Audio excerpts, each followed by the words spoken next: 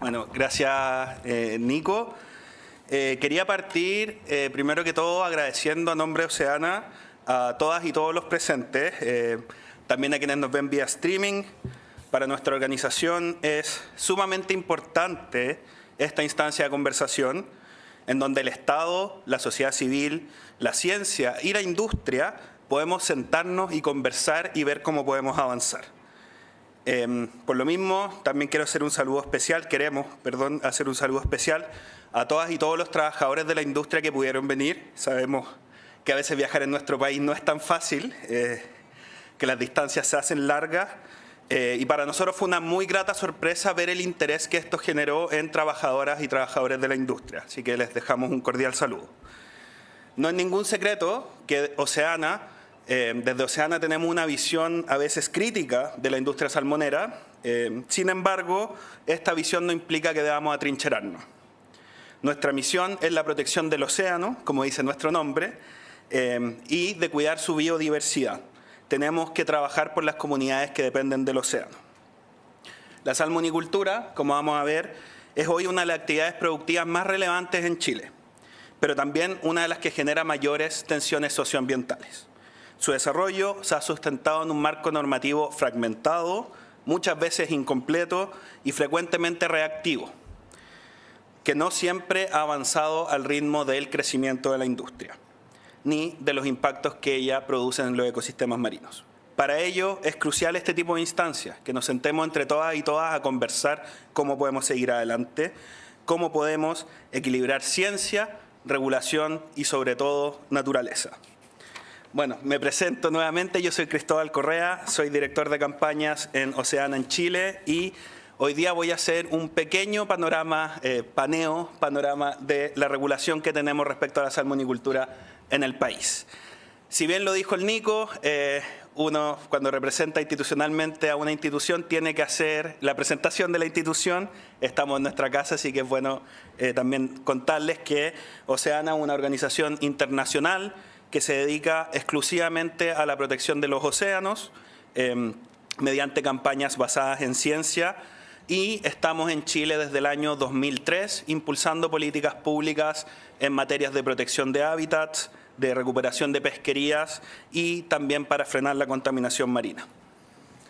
Ya entrando en el fondo del asunto, me imagino que todas y todos sabemos que desde las últimas décadas en Chile los fiordos del sur se han visto fuertemente expuestos a la actividad acuícola. Ha habido un crecimiento sostenido de la industria y ha sido bastante exponencial en los últimos años. De hecho, si uno ve los datos, hace 10 años la cosecha anual era aproximadamente 550.000 por ahí toneladas anuales y hoy día ya estamos superando el 1.000.000 de toneladas anuales.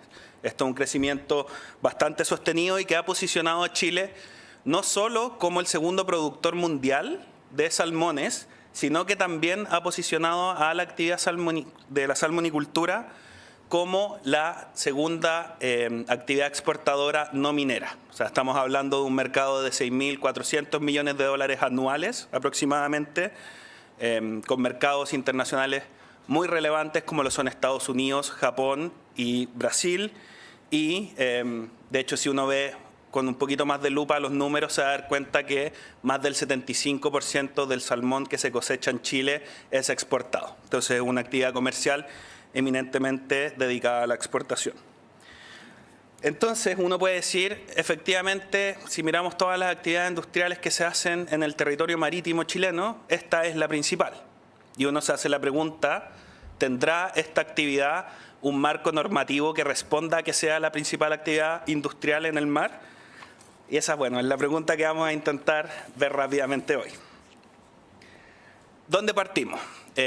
Todo mosaico normativo, en este caso vamos a decir mosaico normativo, parte con una ley general que establece las bases. En este caso es la Ley General de Pesca y Acuicultura, o Ley 18.892. Voy a tener que leer los números de la ley porque por más que sea abogado no me los sé de memoria. Que establece el marco general, principios, algunas materias respecto a las concesiones acuícolas, algunos deberes ambientales específicos y algunos deberes sanitarios. Esta ley ha sido modificada varias veces a lo largo del tiempo, pero respecto a la salmonicultura ha tenido dos modificaciones fundamentales desde que ha sido dictada. La primera, a través de la ley 20.434, que fue la respuesta que se dio a la crisis del virus ISA. Ahí se avanzó en varias materias normativas. Y la segunda, esta es más reciente, del año 2023, la ley 21.532, que nació como respuesta a la problemática de los escapes de los salmones, del alto uso de antimicrobianos en su producción y de la falta de transparencia. Ahora, uno diría, hasta acá no es un cuerpo normativo complejo. Una ley que ha sido modificada un par de veces no es algo que escape del entendimiento. Pero, como muchas de las leyes en Chile, esto hay que complementarlo con reglamentos, resoluciones, decretos, etcétera. La regulación más fina, del detalle que se le dice. Y, bueno, contarles que aprovechamos el boom de la inteligencia artificial. Le pedimos a una inteligencia artificial que nos hiciera una ilustración que nos contara cuáles son los reglamentos principales que aplican a la acuicultura y nos dijera cuál es el estado actual. Y esta es la imagen que nos dio.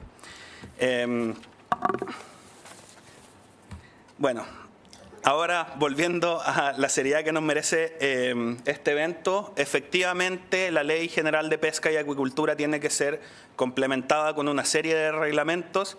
Imagínense que acá solo pusimos los reglamentos, faltan resoluciones, decretos y otras regulaciones. Y podemos encontrar 8 aproximadamente que son los reglamentos principales. No voy a entrar a la lectura de cada nombre de cada uno de ellos porque si no vamos a estar hasta mañana, pero todos ellos regulan materias generales o a veces bien específicas respecto a la actividad. Entonces se va transformando en este mosaico normativo o en términos un poquito más coloquiales en una maraña normativa. Y además, como si fuera poco, tenemos que seguir sumando normas y leyes. En Chile en los últimos años ha ido tomando cada vez más relevancia la normativa ambiental. Se ha avanzado a pasos gigantescos respecto a la regulación de materias ambientales y la principal, así como existe la ley de pesca y acuicultura, que es la principal para la pesca y acuicultura, en materias ambientales nuestra principal ley es la ley 19.300 sobre bases generales del medio ambiente, que luego fue modificada por la ley 20.417 y ha sido modificada varias veces más, pero esa ha sido la principal.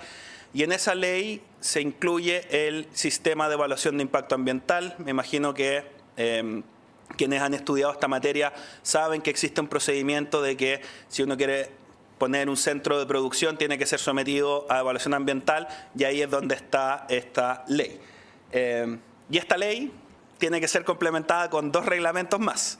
El primero, el reglamento del sistema de evaluación de impacto ambiental. Ahí se ven materias súper detalladas respecto a cómo hacer la evaluación de los proyectos, pero también ha tomado especial relevancia en el último tiempo el reglamento de programas de cumplimiento, planes de reparación y autodenuncias, que es un reglamento que regula el proceso de fiscalización que lleva adelante la Superintendencia del Medio Ambiente, también organismo público que en los últimos años ha tomado especial relevancia y que, bueno, vamos a contar la suerte de tener a la superintendente acá también explicándonos algunas de esas materias. Y ahora, una materia que ha sido un poco polémica en los últimos años, tenemos que sumar, o creemos que se va a tener que sumar, la ley 21.600. La ley, esa es la que crea el Servicio de Biodiversidad y Áreas Protegidas. Generalmente la llamamos por sus siglas, ley SBAP, que esa ley, en cierta manera, sí va a tener materias que pueden generar conflictos con la actividad acuícola. ¿Por qué? Porque la ley no solo regula, o va a regular, porque estamos a la espera de varios reglamentos, aproximadamente 13, no solo va a regular qué pasa en las áreas protegidas, y ahí el instrumento va a ser los planes de manejo, sino que también va a tener instrumentos de conservación de la biodiversidad que pueden aplicar fuera de áreas protegidas. Entonces, se genera la duda de si se va a poder generar alguna especie de conflicto con actividades productivas, no solo la salmonicultura, sino que también a modo terrestre, y son dudas que vamos a tener que ir despejando con la distinta regulación. Entonces, todo eso se va sumando. ¿Cuáles son los principales desafíos normativos que vemos, no solo de la situación que les contaba, sino que también de las discusiones que se han dado en los últimos años? El primero es que tenemos que tener claro que lamentablemente en Chile contamos con regulación y legislación que es reactiva. ¿Cómo ocurre? Normalmente ocurre una situación, ocurre un problema y respondemos a través de ley o de regulación. Y eso quita la posibilidad de que nos podamos sentar a discutir una visión estatal de largo plazo y una forma más proactiva, más preventiva. En buen chileno estamos apagando los incendios generalmente. ¿Qué vemos también? Vemos que si bien la Ley General de Pesca y Acuicultura tiene principios, el preventivo y el precautorio establecidos, no hay realmente un enfoque ecosistémico en todas las normas. Falta que en toda la regulación vayamos incorporando el enfoque ecosistémico, que es un enfoque científico, no es un enfoque político, sino que es científico y es bastante potente. También, yo sé que esto ha generado conflictividad, pero hay que decirlo, no tenemos claro cuál va a ser la compatibilidad e incompatibilidad de distintos usos o actividades en el territorio, en el mar. Y eso es una discusión compleja que va a generar probablemente bastante conflicto, pero es una discusión que tenemos que tenerla. No tener claridad respecto a esto, lo único que hace es generar mayor conflictividad. Y por último, falta, a manera normativa, si bien se ha avanzado también en ello, a que haya una real transparencia tanto en los procesos de toma de decisiones como en los ciclos productivos de la industria. Y nos tenemos que hacer cargo. Y como les decía, esta necesidad de avanzar no es por razones políticas ni tampoco ideológicas, es por razones técnicas y estructurales. El océano es fundamental para la vida. Sin océano, no hay vida. Por lo mismo, tenemos que proteger la importante base de la cadena alimentaria que es y que también cómo sostiene el clima global. De hecho, sin ir más lejos, la misma industria depende de que el ecosistema esté sano. Sin corrientes limpias, sin oxígeno en el agua, no hay salmonicultura. Por lo mismo, también tenemos que seguir avanzando en la incorporación de principios científicos al momento de la toma de decisiones. La prevención y el principio precautorio nos pueden evitar impactos como la hipoxia, las floraciones algales nocivas, la carga orgánica y el uso masivo de antibióticos. Tenemos que dejar esta lógica de regular después de que ocurra el problema.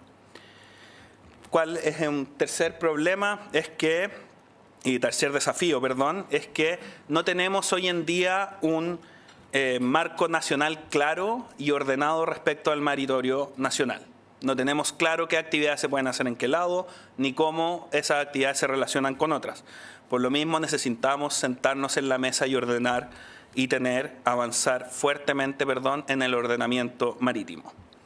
Y, por último, no contar con estándares claros basados en la ciencia, lo único que hace es potenciar la conflictividad. Para finalizar, poniéndonos un poco en el sueño ideal de cómo uno se imagina una regulación que responda a una industria tan importante en Chile y qué debería tener esa regulación, cómo podemos evitar problemas, por ejemplo, pensábamos en 3 puntos claves. El primero es que la regulación tiene que asegurar que sea cumplida. O sea, si es que yo me paso la velocidad en la carretera, me pasan un parte, que acá sea lo mismo. Si hay un incumplimiento, que haya una sanción o que haya los mecanismos para que ese incumplimiento no ocurra. No podemos seguir teniendo leyes o normativas de papel, que muchas veces se generan contradicciones de que no se cumplen. Lo segundo es que tiene que haber certeza para todos los actores, no solo para la industria, no solo para la sociedad civil, sino que para todos los actores que están en estas discusiones. Y lo tercero es que consideramos que los criterios científicos de conservación ambiental, como el principio preventivo, el precautorio, el enfoque ecosistémico, son fundamentales que estén en esta normativa, y no como vía para bloquear el crecimiento de una industria, sino para asegurar que los impactos que genera no sean irreversibles. Muchas gracias.